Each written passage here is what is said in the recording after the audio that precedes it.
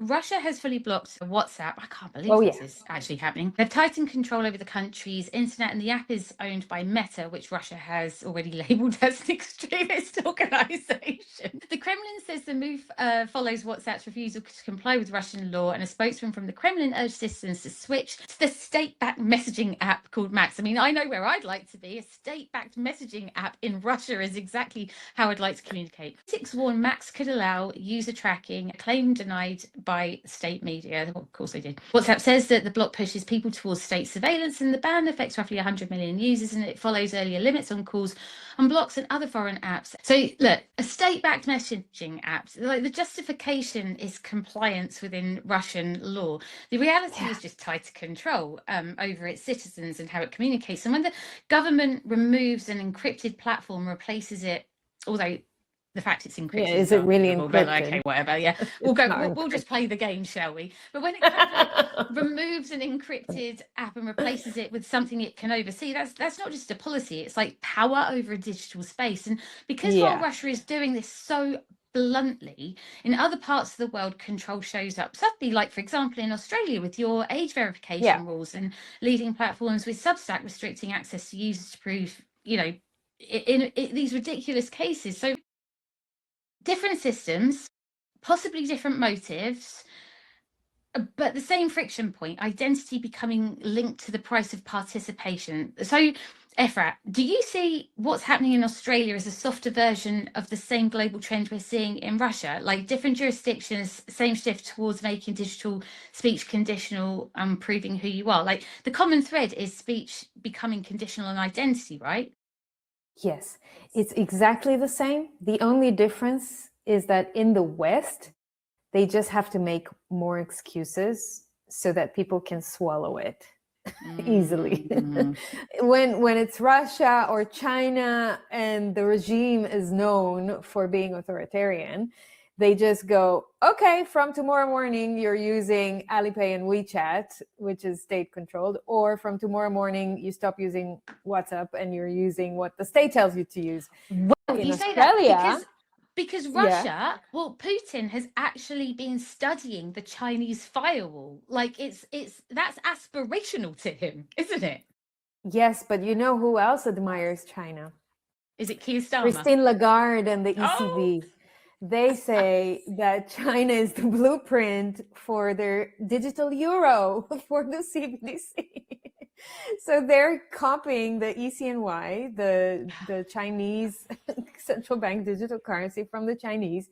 And all of a sudden, we find ourselves in a world where the West is actually mimicking China and Russia, and everyone pretending for that to be normal. That's not normal. The West used to be the antidote. Like it was the freedom, post of life. And it's no longer, because Australia and the UK and Canada and Germany. Germany has completely lost it. In terms of like putting people in jail for what they're saying, Germany is ranked number 3. UK yeah, but number who's 1. number one, Efrat? UK 12,100 arrests.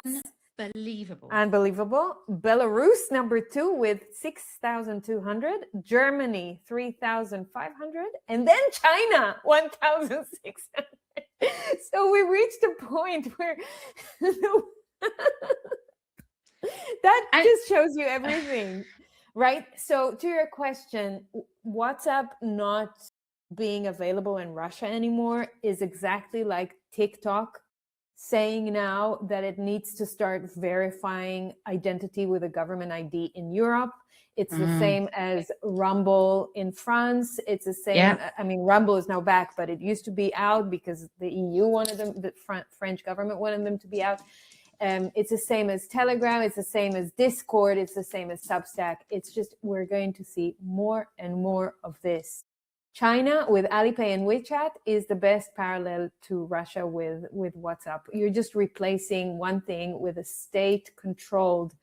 It's just, we're going into the digital panopticon. That's it. This is where we're at.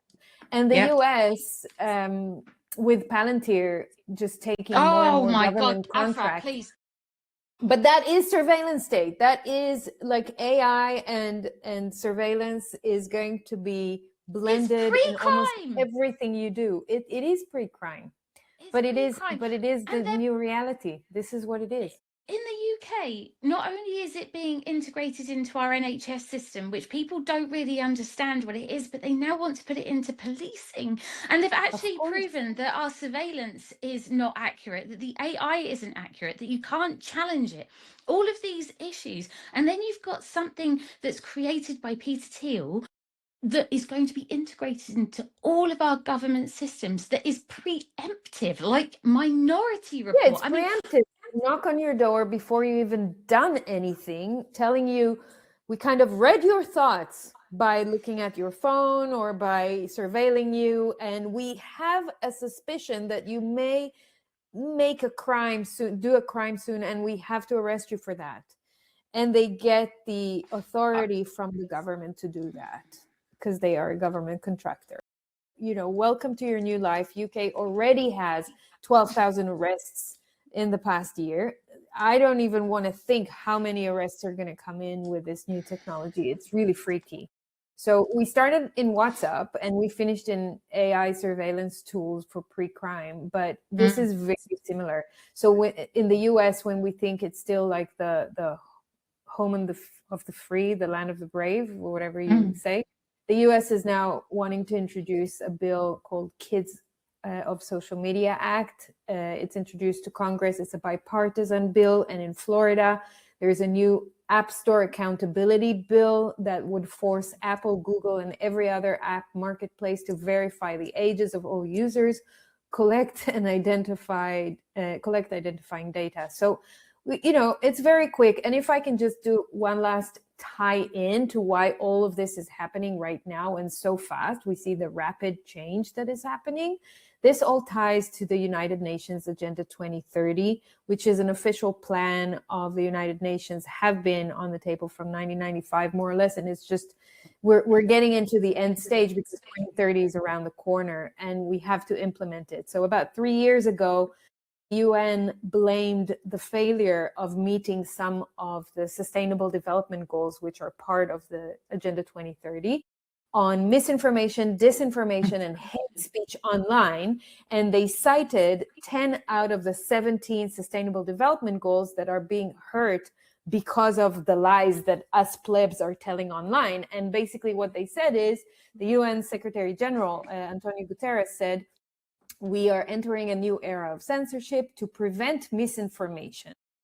And they released a document at the time, that was 3 years ago, that's called Information Integrity on Digital Platforms. And he said, I'm quoting from his speech, it has become clear that business as usual is not an option anymore.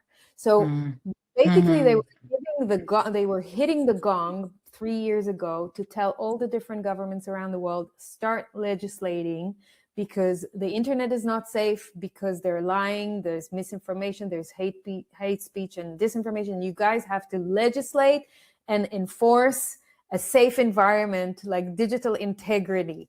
So it comes from higher up. This is not like, you know, this government or this country or that country. They're all going to basically do the same because all countries around the world are members of the United Nations.